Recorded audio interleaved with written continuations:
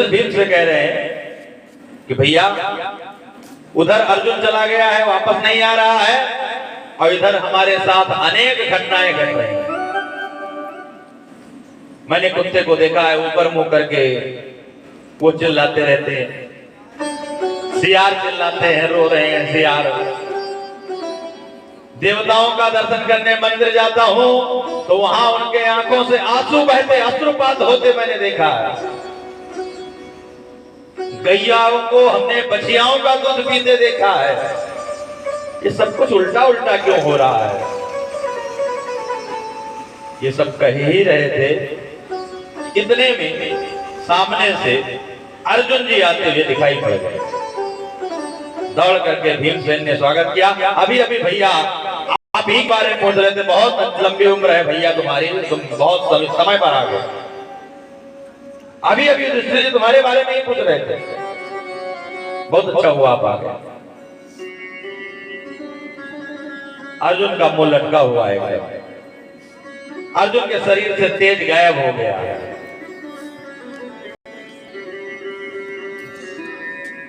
युधिष्ठिर ने जब अर्जुन को देखा, अरे अर्जुन क्या हो गया भैया तुमको? ये तुम्हारे शरीर का, तुम्हारे चेहरे का तेज कहां चला गया? एक समय पर तुम्हारे चेहरे पर इतना तेज हुआ करता था कि अच्छे अच्छे लोग आपके खाली संपर्क में आते ही ओजवान हो जाते थे। आज तुम्हारा ही ये सिर कमल इतना लटका हुआ है, ये तुम्हारा मुख कमल इतना मुरझाया हुआ है, क्या हुआ? ऐसा तो नहीं तुमने किसी अगम्या से गमन कर लिया हो, किसी बालक वृद्ध के रहते हुए उसको बिना खिलाए तुमने भोजन कर लिया हो, किसी स्त्री का वध कर दिया हो, कोई आपके पास याचक आया हो, उसको बिना दिए उसको तुमने मार दिया है। तुमसे कौन सा अपराध बन गया है? अर्जुन बोल नहीं पा रहा। अर्जुन फपक कर रोने लग गए कि महाराज क्या बताएं, वंचितो हम महाराजा हरिणाम बंधुरूपिणा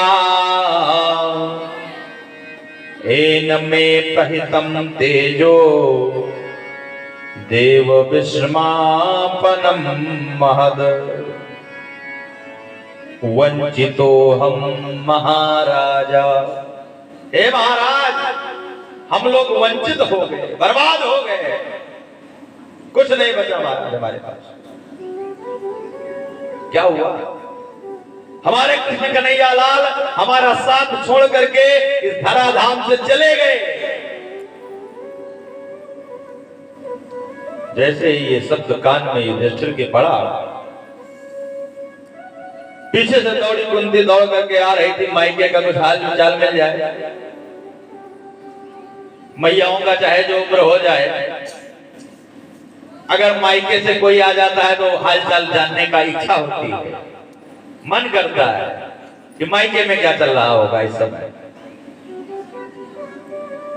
अर्जुन आए थे, कुंती दौड़ी भई आ रही थी कि अभी हम अपने भैया वसुदेव का हालचाल पूछेंगे, भाभी देवकी का हालचाल पूछेंगे, कृष्ण कन्हैया लाल का हालचाल पूछेंगे। लेकिन जैसे ही कुंती के कान में आवाज पड़ी, वंचितो हम महाराजा हरिणाम बंधुरूपिणा, तैसे ही कुंती को जैसे ही कान में आवाज पड़ी कि माधव इस धराधाम पर नहीं रहे, लगा के योग समाधि तुरंत उसने अपना प्राणांत कर दिया। एक सेकंड की देर नहीं लगाई।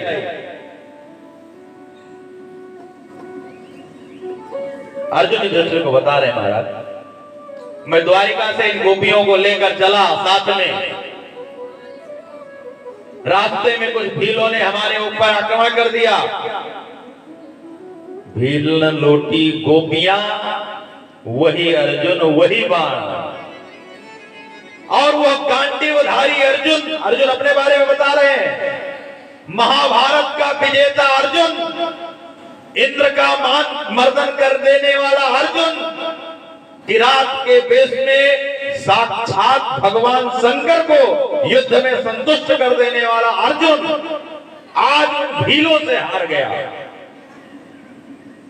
किस लिए? वंचितो हम महाराजा, क्योंकि हमारा माधव अब नहीं रहा। आज हमको पता चला कि ना अर्जुन कोई है ना कोई हमारा धनुष गांडीव है। जो सत्ता थी वो माधव की थी, हम उन्हीं के विपद जी खा रहे थे महाराज। आज वो हमको छोड़कर चला गया, अब हमारा जीवन कैसे चलेगा? पांडवों के पांचों के कोई पुत्र तो बचा नहीं था, क्योंकि सबको अश्वत्थामा मार चुका था। अभिमन्यु का पुत्र परीक्षित अभी अभी पैदा ही हुआ था, कुछ ही समय बीता था। अभी मात्र 14 वर्ष के हैं परीक्षित जी महाराज। युधिष्ठिर ने परीक्षित जी को बुलाया, बेटा अब तुम्हारे कंधे पर ही इस पूरी सत्ता की जिम्मेदारी है। अब हम लोग वंचित हो गए हैं माधव से, अब माधव के बिना एक एक दिन जीना दुश्वार लग रहा है, अब नहीं जिंदा रह पाएंगे। हम तुम्हें ही चक्रवर्ती सम्राट घोषित करते हैं। और मात्र 16 वर्ष की उम्र में परीक्षित को पांडवों ने चक्रवर्ती सम्राट बना करके और स्वयं द्रौपदी को लेकर स्वर्गारोहण की ओर चल पड़े। स्वर्ग की यात्रा सदेह करने के लिए पांडव निकल पड़े। इधर जब परीक्षित राजा बनकर के सिंहासन पर विराजमान हुए तो उन्होंने सोचा कि चल करके अब हमें देखना चाहिए कि हमारा ये राज्य कितनी दूर तक फैला हुआ है, इसकी लंबाई चौड़ाई क्या है, हमें जो संपत्ति मिली है विरासत में इसका क्या मूल्य है, ये तो जानना चाहिए। तो उस संपत्ति को जांचने के लिए, उस संपत्ति को परखने के लिए वो रोज घर से निकलते हैं, घुड़सवार करते हैं, मंत्रियों को लेते हैं साथ में। जहां जाते हैं वहां पर अपने पूर्वजों के बारे में जब बड़ाई सुनते हैं तो परीक्षित का हृदय गदगद हो जाता है। हमारे पूर्वज कोई ऐसा काम करके नहीं गए हैं जिससे हमें गाली सुनना पड़े। हमारे पूर्वज कितना अच्छा काम करके गए हैं भैया, जहां जाओ जिसके पास बैठो वहीं बड़ाई हो रही है। बहुत आनंद आ रहा है ये सुन करके। कितना गोविंद ने हमारे परिवार के ऊपर कृपा करी ये भी सुन रहे हैं। वारे गोविंद, आपने हमारे परिवार के ऊपर कितनी बड़ी कृपा करी। आज वो कृपा देख देख करके परीक्षित जी निहाल हो जाते हैं। लेकिन एक दिन परीक्षित जैसे ही घर से बाहर निकले और घर से बाहर निकलते के साथ ही परीक्षित ने देखा कि माम्रोदीम भद्रम दे खलानाम महिषासुरी। परीक्षित ने देखा कि एक गैया रोती भई चिल्लाती भई चली जा रही है, उसके साथ एक बछड़ा भी है, वो भी रो रहा है। उसके 3 पैर टूट चुके हैं, केवल एक पैर पर जैसे तैसे लड़खड़ाता हुआ वो भी जा रहा है। एक काला कलूटा व्यक्ति उसको मार रहा है, खूब मारने का और यत्न कर रहा है, डरा रहा है, धमका रहा है। जैसे ही ये दृश्य परीक्षित ने अपने आंखों से देखा, परीक्षित टूट पड़े उस व्यक्ति के ऊपर। माम्रोदीम भद्रम दे खलानाम सासरम करी। अरे दुष्ट कहीं का, तुम हमारे होते हुए, इस परीक्षित के होते हुए भी तुम गौ माता पर इतना अत्याचार कर रहे हो। अरे हमारे माधव गैयाओं के पीछे चलते चलते उनका नाम ही गोपाल पड़ गया, और हमारे माधव के देश में, हम मुझ परीक्षित के देश में तुम गैयाओं के ऊपर इतना अपराध कर रहे हो। जैसे ही परीक्षित ने डांटा उस खल को, उस दुष्ट को, तैसे ही दीनवत् शरणं गता, दीनहीन की भांति वो शरण में आकर के गिर पड़ा। अरे महाराज गलती हो गई। हमें नहीं पता था। तुमसे तो बाद में निपटेंगे। तलवार को म्यान में अपने परीक्षित जी ने रख लिया। दौड़ करके जाकर के गैया माता से हाथ जोड़ करके माफी मांग रहे हैं, मैया हमारे राज्य में आपको जो कष्ट हुआ उसके लिए हम अपराधी हैं, हम क्षमा मांगते हैं। इसकी ओर से हम क्षमा मांगते हैं क्योंकि हम राजा हैं। हमारे रहते हुए आपको ये इस अपराध को सहन करना पड़ा। बहुत कष्ट की बात है।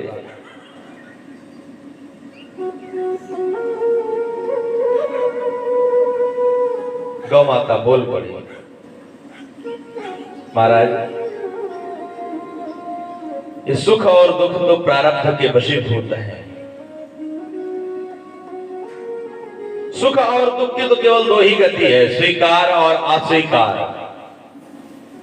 जिस कार्य को आपने स्वीकार कर लिया वो आपको सुख देने लगता है, जिस कार्य को आपने अस्वीकार कर दिया वही आपको दुख देने लगता है। आप उदाहरण के साथ समझिएगा।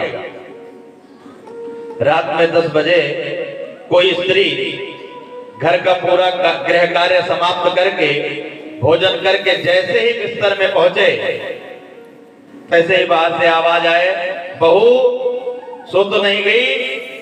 अरे देखो हमारे दूर के बहुत रिश्तेदार आ गए हैं। अरे भाई इनके लिए कुछ गर्मा गर्म चाय वाय बनाओ, भाई कुछ भोजन तैयार करो, अब बिना खाए थोड़ी सोने देंगे इनको हम। तो बहू का माथा खराब हो जाएगा। पूरा दिन काम करते करते हम थक जाते हैं और अभी आकर के अभी हम बिस्तर में सो भी नहीं पाए थे, अभी लेट भी नहीं पाए थे, इन बुढ़ऊ के और रिश्तेदार काजनी कहां से आ गए।